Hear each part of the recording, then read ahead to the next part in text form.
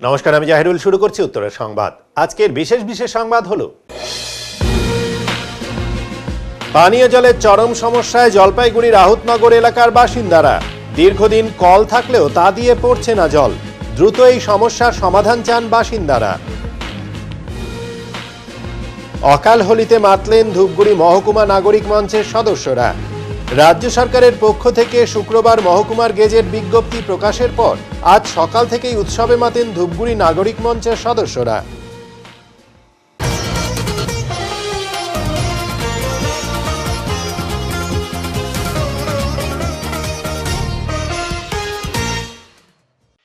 জলপাইগুড়ির 10 দরগায় দুর্ঘটনায় নয়াঞ্জলিতে পড়ল একটি লরি। দুর্ঘটনার কবলে পড়ে রাস্তার পাশে নয়াঞ্জলিতে গিয়ে পড়ল 22 চাকার একটি লরি। অসম থেকে শিলিগুড়ির দিকে যাওয়ার সময় জলপাইগুড়ির 10 দরগা এলাকার 31 নম্বর জাতীয় সড়কে এই দুর্ঘটনা ঘটে।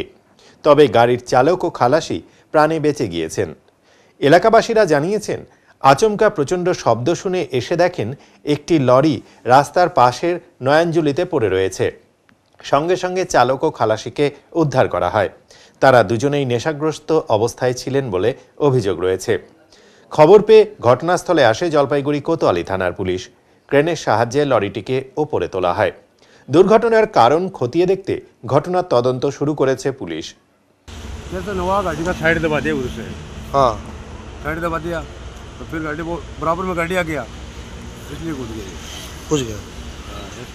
किसका कुछ हुआ क्या? अब क्या ड्राइवर हो? अभी पुलिस आया? वो कंपनी वाला भी आ रहा है। घर कहाँ आपका? घर कहाँ? क्या हुआ? घर कहाँ है आपका? घर बोलता है घर अजमेर। আন্দোলন সার্থক। মহকুমা ঘোষণা হতেই অকাল হোলিতে মাতল ধূপগুড়ির নাগরিক মঞ্চ। সালটা ছিল 2010। তখন থেকেই ধূপগুড়ির মানুষের নিত্যদিনের দুঃখ যন্ত্রণা থেকে মুক্তি পেতে হাতে গোনা কয়েকজন মিলে একের পর এক আন্দোলন, সমস্ত রকমের দাবিগুলোকে তুলে ধরে ধূপগুড়ি মহকুমা নাগরিক মঞ্চ। সদ্য হয়ে যাওয়া ধূপগুড়ি উপনির্বাচনে ধূপগুড়িকে মহকুমার দাবিতে আন্দোলন যেন আরও জোরালো রূপ নেয়। তৃণমূল মনোনীত প্রার্থী ডক্টর নির্মল চন্দ্র রায়ের হয়ে ভোট প্রচারে তৃণমূলের সর্বভারতীয় সাধারণ সম্পাদক অভিষেক ব্যানার্জি 31শে ডিসেম্বরের মধ্যে ধূপগুড়িকে মহকুমা ঘোষণা করার কথা প্রকাশ্য জনসভায় বলে যান। এরপরে মুখ্যমন্ত্রীর মন্ত্রিসভাতে সেই বিল পাশ হয়। পরবর্তীকালে সময়সীমা পেরিয়ে গেলেও সরকারি নোটিফিকেশন জারি না হওয়ায় আবারও আন্দোলনে নামে ধূপগুড়ি মহকুমা নাগরিক মঞ্চ। নবনির্বাচিত বিধায়ক ডক্টর নির্মল চন্দ্র রায়ের বাড়ির সামনে তখন মুখে কালো কাপড় বেঁধে মহকুমার দাবিতে অবস্থান বিক্ষোভ করেছিলেন নাগরিক মঞ্চের সদস্যরা। পরবর্তীকালে একই দাবিতে অনশন আন্দোলনে সামিল হয়েছিল নাগরিক মঞ্চ। অবশেষে আন্দোলন সার্থক। আজ সকাল থেকেই খুশির হাওয়া নাগরিক মঞ্চের সদস্যদের। চোখে জল, রীতিমতো আবির খেলায় মাতলেন তারা। মানে সুদীর্ঘ লড়াই, অনেক মানুষের বঞ্চনা, বিদ্রুপ, ব্যঙ্গাত্মক ভূমিকা, সব কিছুকে দূরে সরিয়ে নিয়ে আজকে যে ধূপগুড়ি মানুষের যে জয়, যে নোটিফিকেশন, এতে আমরা অত্যন্ত আহ্লাদিত, আপ্লুত। এবং এর জন্য আমরা মিডিয়াকে অভিনন্দন জানাচ্ছি, আমরা অভিনন্দন জানাচ্ছি রাজ্য সরকারকে, অভিনন্দন জানাচ্ছি ধূপগুড়ির আপামর সমস্ত মানুষকে। এবং অবশ্যই আমরা যারা, মানে আমাদের সাথে যারা ছিল বিভিন্ন সময় লড়াই সংগ্রাম, প্রত্যক্ষ পরোক্ষভাবে প্রত্যেকে অভিনন্দন জানাচ্ছি। এবং দেখলেন প্রত্যেকটা মানুষের মধ্যে একটা আলাদা আবেগ রয়েছে।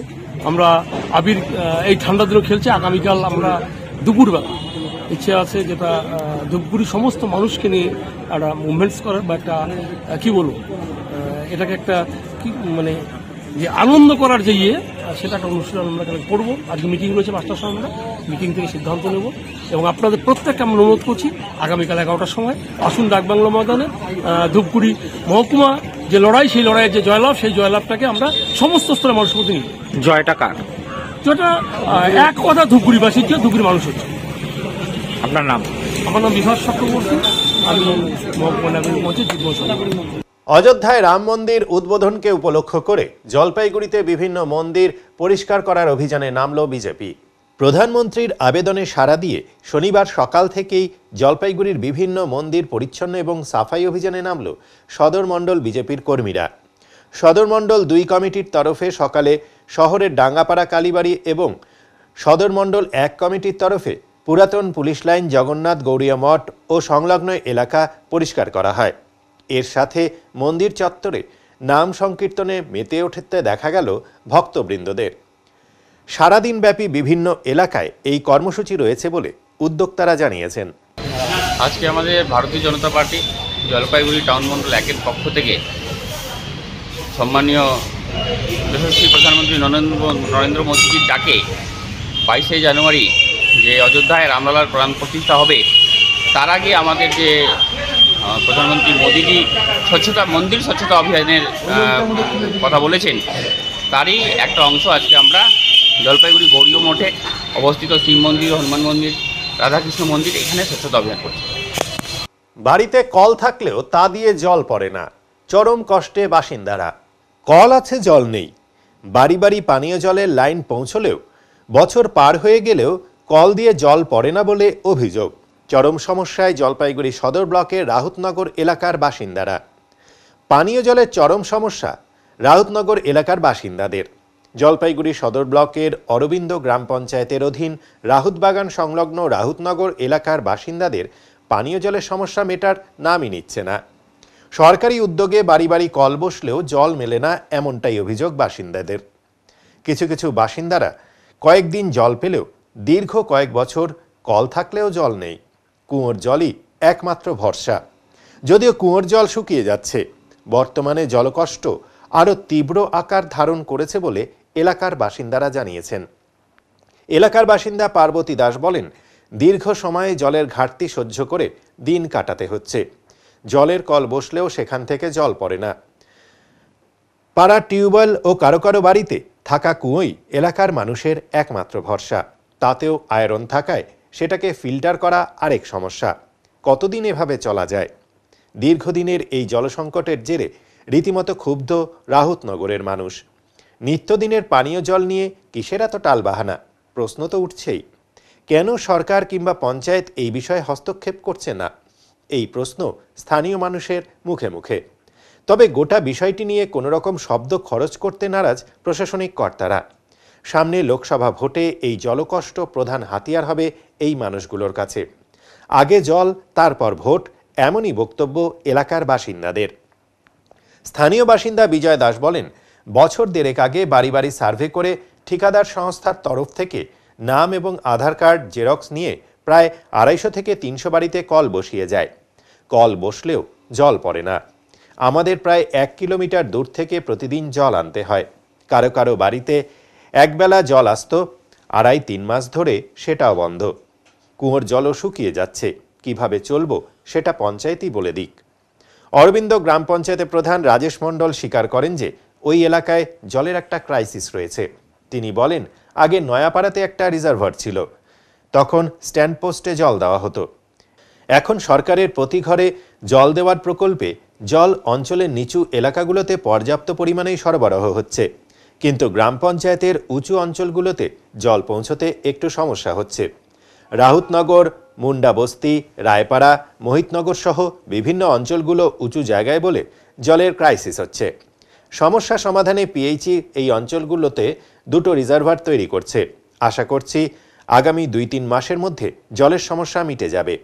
জলপাইগুড়ি সদর বিডিও মিহির কর্মকার জানান, আমি সদ্য 2-3 মাস হলো কর্মভার নিয়েছি। জলের সমস্যা সংক্রান্ত কোনো অভিযোগ আমার কাছে আসেনি। গ্রাম পঞ্চায়েত কিংবা জেলা পরিষদের মিটিংও কেউ অভিযোগ জানায়নি। আপনাদের মুখে ঘটনাটি শুনলাম। সম্পূর্ণ বিষয়টি খতিয়ে দেখে উপযুক্ত ব্যবস্থা নেওয়া হবে বলে তিনি আশ্বাস দিয়েছেন।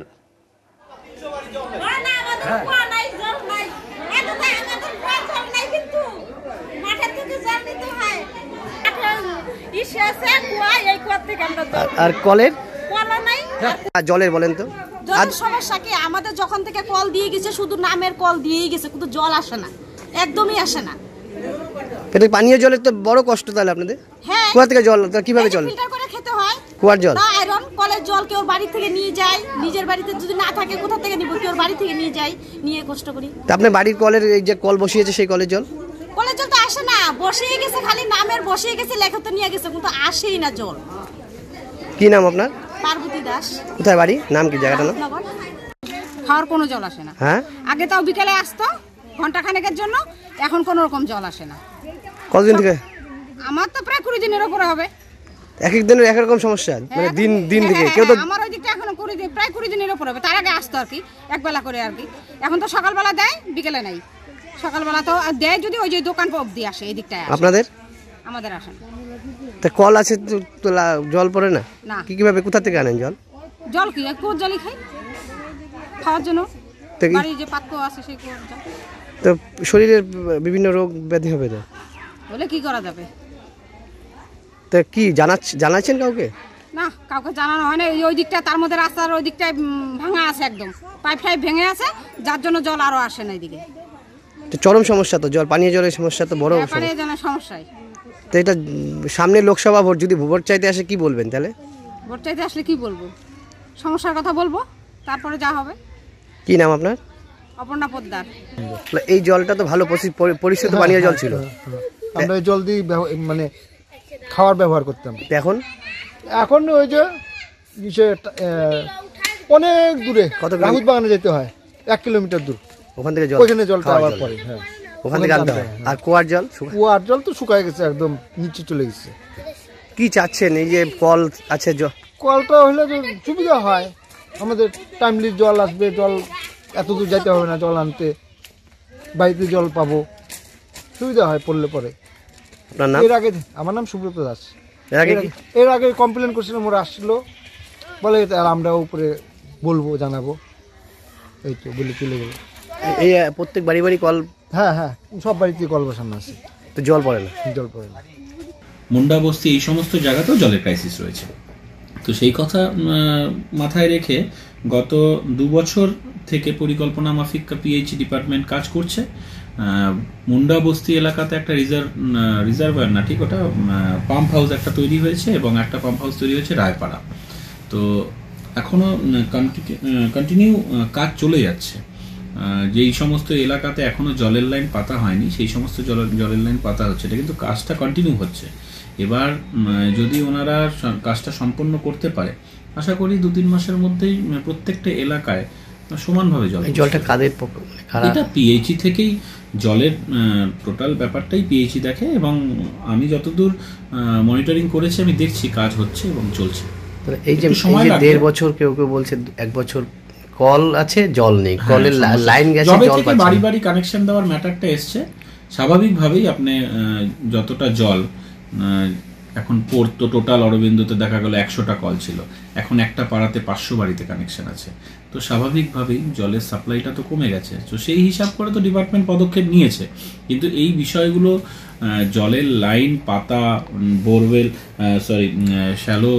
ডিপ শ্যালো তৈরি করা এবং গাড়া, এবং তার সঙ্গে এই পাম্প হাউসগুলো তৈরি করা, এগুলো সময় সাপেক্ষ ব্যাপার। তো ঊর্ধ্বতন কর্তৃপক্ষের সঙ্গে কথা বলবেন? আমি ঊর্ধ্বতন কর্তৃপক্ষের সঙ্গে কথা বলেছি। আমি রিসেন্টলি সমষ্টি আধিকারিক বিডিও অফিসে মিটিং হয়েছে, মিটিং আমি অ্যাটেন্ড করেছি, শুনেছি আমি বিষয়গুলো, যে কাজ চলছে এবং খুব উদ্যোগ নিয়ে কাজ করা হচ্ছে। আর আশা করি 2-3 মাসের মধ্যে এগুলো হয়ে যাবে। এখন নিচ্ছি ছোট্ট একটি বিরতি, ফিরে আসবো আরো খবর নিয়ে, সঙ্গে থাকুন। সব সময় সব দিকের সব খবর পেতে সাবস্ক্রাইব করুন, বেল আইকনটি প্রেস করে আপডেট থাকুন।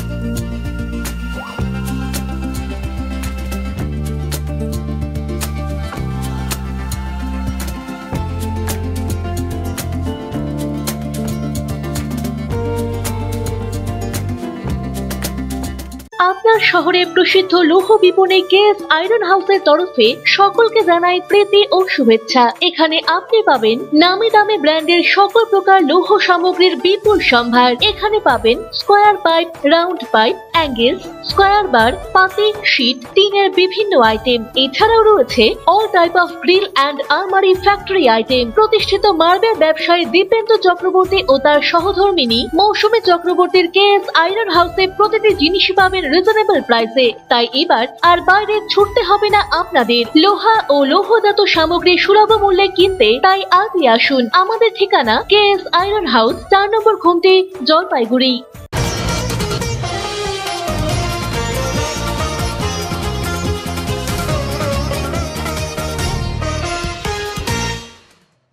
এবার জানাই জলপাইগুড়ির শনিবারের শীতের খবর। জলপাইগুড়িতে শনিবার কুয়াশার দাপট জেলা জুড়ে, সঙ্গে হাড় কাঁপানো ঠান্ডা, সব মিলিয়ে জেলা জুড়ে একই পরিস্থিতি। কুয়াশার দাপটের কারণে যান চলাচলে অনেকটাই অসুবিধার সম্মুখীন হতে হচ্ছে। গাড়ির হেডলাইট জ্বালিয়ে যাতায়াত করছেন গাড়ির চালকেরা। বেলা বাড়ার সঙ্গে সঙ্গে কুয়াশার দাপট আরও বেড়েছে। ঠান্ডায় জুবুথুবু জেলাবাসী। লোকসভা ভোটের পরই মমতা বন্দ্যোপাধ্যায়ের সরকার কলেজগুলিতে নির্বাচন করাবেন।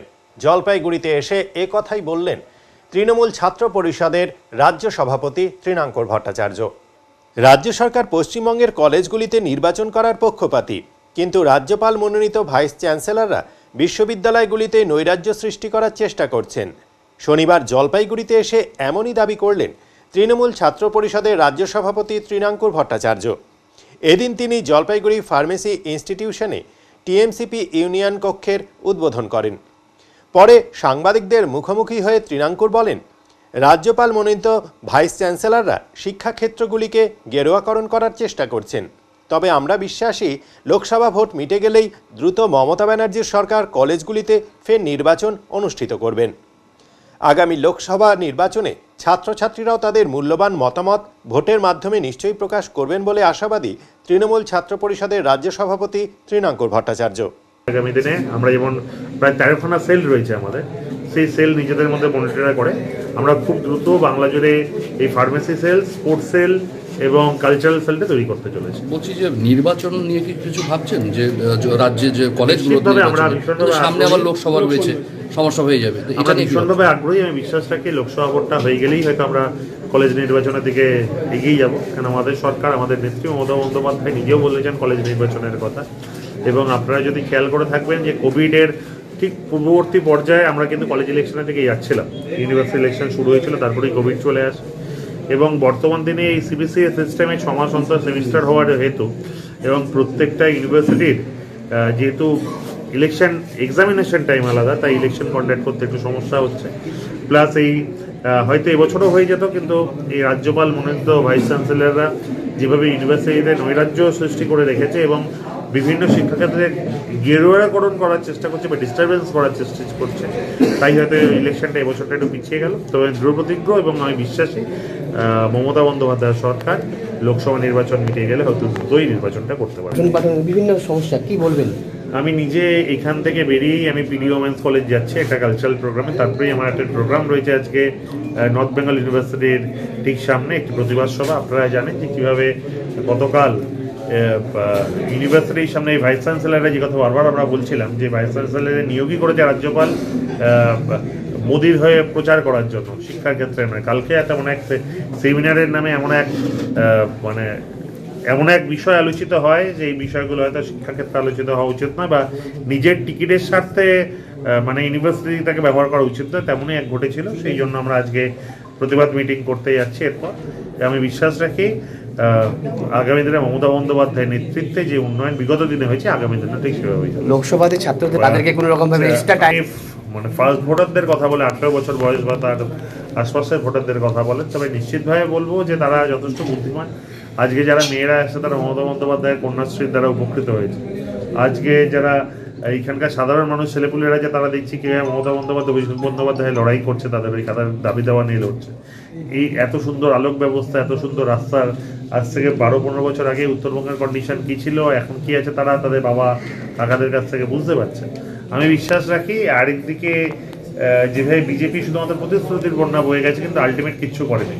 তাই এই এলাকার মানুষজন তথা বাংলার সাধারণ ছাত্র যুবরা যথেষ্ট শিক্ষিত এবং তারা তাদের পাওনা গণ্ডা এবং কে প্রকৃতপক্ষে তাদের পাশে দাঁড়াচ্ছে এই হিসাব করে তারা নিশ্চিতভাবে লোকসভাতে তাদের মূল্যবান মতামতই জানাবে।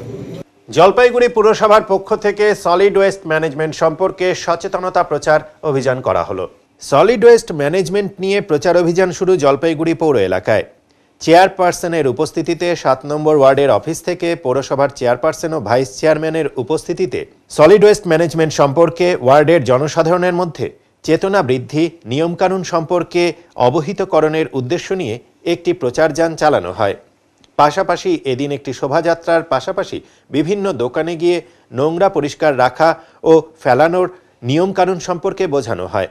দেখুন, লাগাতার চলছে যে কর্মসূচি আমাদের মাননীয় মুখ্যমন্ত্রী মমতা বন্দ্যোপাধ্যায়ের অনুপ্রেরণায় এবং তার উদ্যোগেই যে বজ্রমুক্ত পরিবেশ আমাদের গড়ে তুলতে হবে সেই যে বার্তা, এবং জলপাইগুড়ি পুরসভার অন্তর্গত বালাপাড়ায় আপনারা জানেন যে এই সলিড ওয়েস্ট প্রকল্পের যে আমাদের প্রজেক্ট একটি কাজ চলছে সার কারখানা, সেখানের সেই প্রজেক্টটি এখন প্রায় সমাপ্তির দিকে এবং আমরা প্রতিটি ওয়ার্ডে এই সলিড ওয়েস্টের যে সচেতনতার বার্তা, অর্থাৎ বাড়ি বাড়ি থেকে পচনশীল অপচনশীল বজ্রকে আলাদা করে যে তোলবার যে আমরা প্রয়াস নিয়েছি, সেটা এখনও কোনো বাড়িতে একসঙ্গে বজ্র তুলে দিচ্ছেন।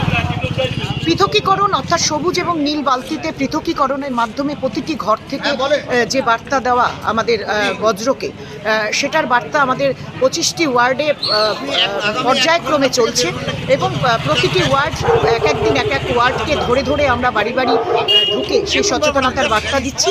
আজকে 7 নম্বর ওয়ার্ড অর্থাৎ আমি যেই ওয়ার্ডের কাউন্সিলর, সেই ওয়ার্ডের সলিড ওয়েস্ট প্রকল্পের সচেতনতার বার্তা দিতে প্রতিটি বাড়িতে আমরা যাব এবং মানুষকে সচেতন করব যে আপনারা সংশ্লিষ্ট আমাদের যে সলিড ওয়েস্ট প্রকল্পের যে নির্মল বন্ধু আপনার বাড়িতে যাবে, তাকে আপনি সবুজ এবং নীল বালতিতে আলাদাভাবে অর্থাৎ পচনশীল এবং অপচনশীল এই বজ্রকে আলাদাভাবে তুলে দিয়ে আমাদের সাহায্য করুন এবং বজ্রমুক্ত জলপাইগুড়ি গড়তে শুধু পুরসভা না, প্রত্যেকটি মানুষকে এগিয়ে আসতে হবে। এই বার্তা নিয়েই আজকের এই সচেতনতার প্রচার জলপাইগুড়ি পৌরসভার অন্তর্গত 7 নম্বর ওয়ার্ডে। লায়ন্স ক্লাব অফ ওদলাবাড়ি সৌহার্দ্যর পক্ষ থেকে শনিবার দুটি মেগা ক্যাম্প অনুষ্ঠিত হলো। লায়ন্স ক্লাব অফ ওদলাবাড়ি সৌহার্দ্যর পক্ষ থেকে শনিবার দুটি মেগা ক্যাম্প অনুষ্ঠিত হলো ওদলাবাড়ি দুর্গা মন্দির প্রাঙ্গণে। একটি ব্লাড ডোনেশন ক্যাম্প এবং অপরটি বিনামূল্যে চক্ষু পরীক্ষা শিবির। এদিন ওদলাবাড়ি দুর্গা মণ্ডপ প্রাঙ্গণে বহু মানুষ এসেছেন চক্ষু পরীক্ষা করাতে এবং রক্ত দিতে। লায়ন্স ক্লাব অফ ওদলাবাড়ি সৌহার্দ্যর প্রেসিডেন্ট উদয়ন সেন বলেন, মানুষের দাবি মতো শনিবার ওদলাবাড়িতে দুটি মেগা ক্যাম্প অনুষ্ঠিত হল। শিলিগুড়ি গ্রেটার আই হসপিটাল এবং শিলিগুড়ি তেরাই ব্লাড ব্যাংকের সহযোগিতায় এই মেগা ক্যাম্প হচ্ছে। আমাদের টার্গেট প্রায় 50 ইউনিট রক্ত সংগ্রহের এবং 300 থেকে 400 চোখের রোগীকে বিনামূল্যে পরিষেবা দেওয়া। কোনো রোগীর চোখের ছানি অপারেশন করাতে হলে তাও বিনামূল্যে হবে। সেসব রোগীকে আমরা শিলিগুড়ি নিয়ে গিয়ে অপারেশন করাবো বিনামূল্যে। এদিন যারা ব্লাড দিচ্ছেন তাদের সার্টিফিকেট, পদক দিয়ে মিষ্টিমুখ করিয়ে একটি চারাগাছ প্রদান করেছি আমরা। একটি গাছ একটি প্রাণ, এই সংকল্প নিয়েই রক্তদাতাদের এই মেহগনি গাছ দেওয়া হচ্ছে। সকাল থেকে বিকেল পর্যন্ত এই দুটি মেগা ক্যাম্প চলবে বলে জানান প্রেসিডেন্ট। এদিন এই শিবিরে সহযোগিতা করেন ওদলাবাড়ির ব্যবসায়ী সুশীল আগরওয়াল। এই শিবিরে উপস্থিত ছিলেন ক্লাব সদস্য লিটন সরকার, প্রসেনজিৎ দে সরকার, মিল্টন নন্দী, ঝুনা বড়াইক সহ অন্যান্যরা। লায়ন্স ক্লাব অফ ওদলাবাড়ি সৌহার্দ্যের পক্ষ থেকে এবং লায়ন্স গ্রেটার আই হসপিটাল ও তেরাই ব্লাড ব্যাংকের সহযোগিতায় একটি ব্লাড ডোনেশন ক্যাম্প আর মেগা আই চেক আপ ক্যাম্পের আয়োজন করা হয়েছে ওদলাবাড়ি দুর্গা মণ্ডপ প্রাঙ্গণে। আচ্ছা, কত ইউনিট রক্ত সংগ্রহ হবে এবং আই চেক আপ? আজকে আমরা মোটামুটি আশা করছি 50 ইউনিট রক্ত মোটামুটি আমরা সংগ্রহ করতে পারবো। এখনও অবধি 5-6 ইউনিট রক্ত সংগ্রহ হয়ে গেছে আর মোটামুটি 300-400 পেশেন্ট আমরা আই চেক আপের আশা করছি হবে। সমস্ত কি বিনামূল্যে? সমস্ত বিনামূল্যে হচ্ছে। কেউ আরও যদি ক্যাটারাক্ট অপারেশন থাকে, সেটা আমরা গ্রেটার লাইন্স আই হসপিটালে ফ্রিতে একদম করবো ক্লাবের তরফ থেকে। একটা করে গাছও দেওয়া হচ্ছে, তার উদ্দেশ্যটা বলুন। এটা হচ্ছে সবাইকে যারা যারা রক্ত দিচ্ছে তাদের সবাইকে একটা করে আমরা মেহগনি গাছ দিচ্ছি, একটি গাছ একটি প্রাণ, যেটা হচ্ছে আমাদের একটা সংকল্প। সেই সংকল্পটার জন্যই আমরা এটা দিচ্ছি, যাতে সবাই গাছ লাগায় আর পরিবেশটাকে সুন্দর করে তোলে। এটা একটা বড় উদ্দেশ্য। রক্তটা কোথায় যাচ্ছে? রক্তটা যাবে হচ্ছে তেরাই ব্লাড ব্যাংকে, শিলিগুড়ি। আপনার নাম? আমার নাম উদয়ন সেন, ক্লাব প্রেসিডেন্ট। এখন নিয়ে নিচ্ছি ছোট্ট একটি বিরতি, ফিরে আসবো আরও খবর নিয়ে, সঙ্গে থাকুন। সব সময় সব দিকের সব খবর পেতে সাবস্ক্রাইব করুন, বেল আইকনটি প্রেস করে আপডেট থাকুন।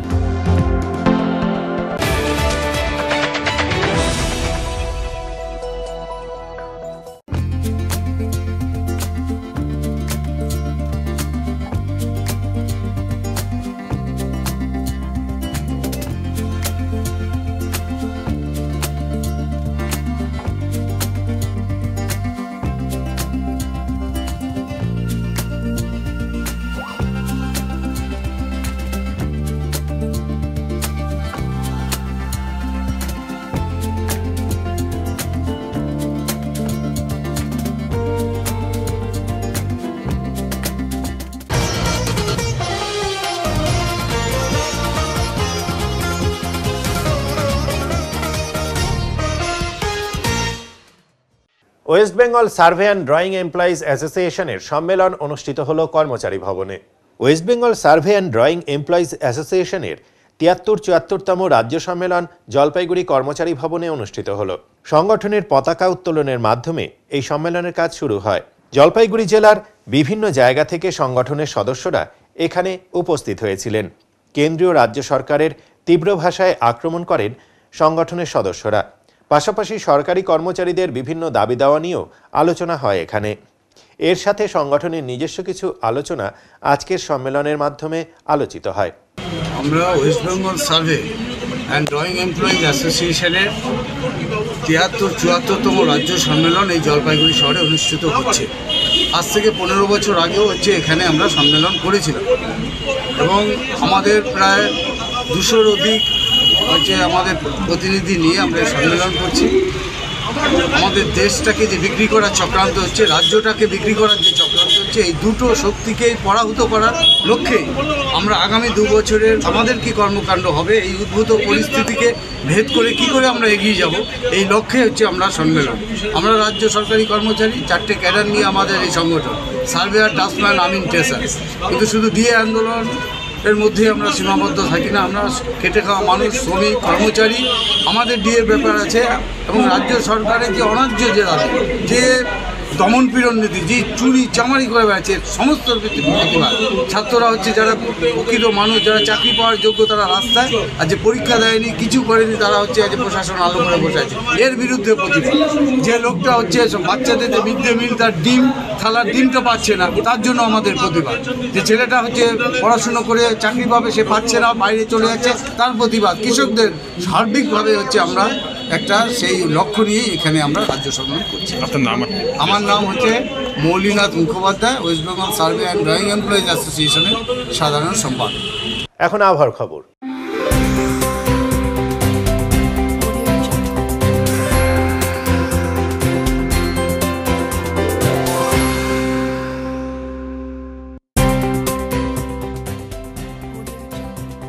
কেন্দ্রীয় আবহাওয়া দপ্তরের জলপাইগুড়ি কেন্দ্র থেকে পাওয়া তথ্য অনুযায়ী শনিবার দিনের সর্বোচ্চ তাপমাত্রা ছিল 24.2 ডিগ্রি সেলসিয়াস ও সর্বনিম্ন তাপমাত্রা ছিল 9.8 ডিগ্রি সেলসিয়াস। গত 24 ঘন্টায় বৃষ্টি হয়নি। শেষ করবার আগে আজকের বিশেষ বিশেষ সংবাদ আরও একবার। পানীয় জলের চরম সমস্যায় জলপাইগুড়ির আহুতনগর এলাকার বাসিন্দারা। দীর্ঘদিন কল থাকলেও তা দিয়ে পড়ছে না জল। দ্রুত এই সমস্যার সমাধান চান বাসিন্দারা। অকাল হোলিতে মাতলেন ধূপগুড়ি মহকুমা নাগরিক মঞ্চের সদস্যরা। রাজ্য সরকারের পক্ষ থেকে শুক্রবার মহকুমার গেজেট বিজ্ঞপ্তি প্রকাশের পর আজ সকাল থেকেই উৎসবে মাতেন ধূপগুড়ি নাগরিক মঞ্চের সদস্যরা। উত্তরের মন পরিবেশিত উত্তরের সংবাদ এখনকার মতো এই পর্যন্তই। নমস্কার।